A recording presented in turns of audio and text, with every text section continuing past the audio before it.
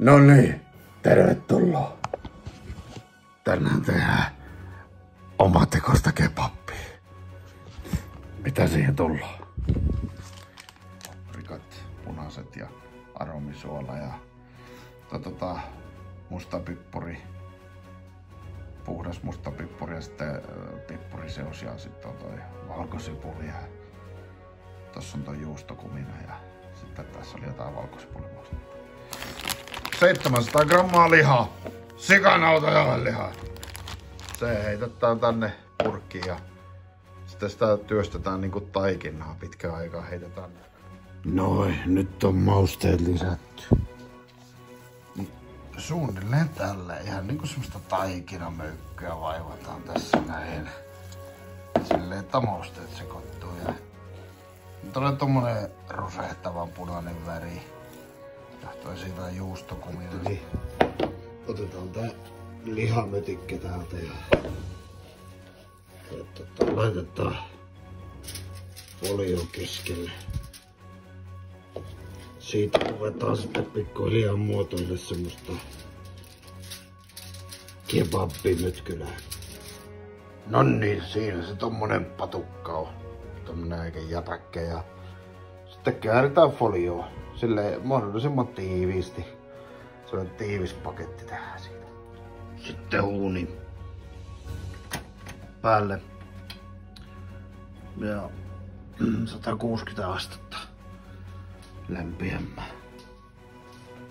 Tässä on tää foliopötkö. Siihen kannattaa kyllä vetää toinen folio vielä päälle, niin on tiiviin. Me voitais tehdä tollaen sinihomejuusto tzatziki. Siihen voi käyttää esim. Crème fraichea ja murustetaan siihen vähän sinihomejuustoa joukkoon ja sitten siihen tulee kurkkua ja siihen tulee vähän tätä valkosipulimaustetta ja sitten siihen voi laittaa vähän pippuria jos haluaa. Niin ruvetaan semmoista tekemään. Ehtii sitten ihmetellä tuolla jääkaapissa hautua aikansa siellä. Niin ja siihen kebab-folioon jotkut pistellään reikiä siihen, että ylimääräiset rasvat valuu pois. Se voi laittaa vaikka ritilälle ja sitten siihen alle voi laittaa uunipellille senttikerroksen vettä. Niin ne tippuvat rasvat lähtee siitä helpommin sitten veke. Mutta mie on niin ihronen kaveri, että mie vedän rasvoinen päivinen, niin mitään reikää sinne tehdään. Siinä on kurkut pilkottu ja punaisipuli valmiina. Ja tässä on vähän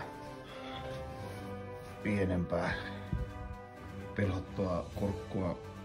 Tässä on toi crème fraîche ja tässä on toi sidionejuusto ja nämä kurkut ja juustot heitetään sekaan ja sekoitetaan kunnolla. Niin, noin. Siinä se on sekoiteltu. Lisätään vähän valkosipulijauhetta. Meidän pikkasen on laita, niin ihan pikkasen vielä lisää.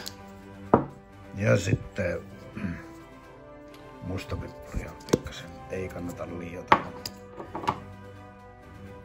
Katsotaan, toi varmaan riittää heittämällä. Ja sitten sekoitellaan ja sitten kun on tasasta sekoitettua, niin jääkaappiin viilenemään.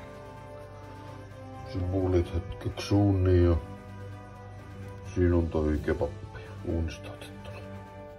Sitten nuo pitaleivät tuohon pellille ja uuni. 5 minuuttia parista astetta. Niin, siinä on nyt toi kebabbi ja kastikkeet ja pitaleivät, niin siitä sitten vaan kassaamaan mielensä mukaan. Terävällä veittällä tosta sitten leikkelee siivuja sen verran kun haluu ja pitan väliin sinne. Tai buon appetit sitten vaan. Tämmönen mä tykkään. Perhana.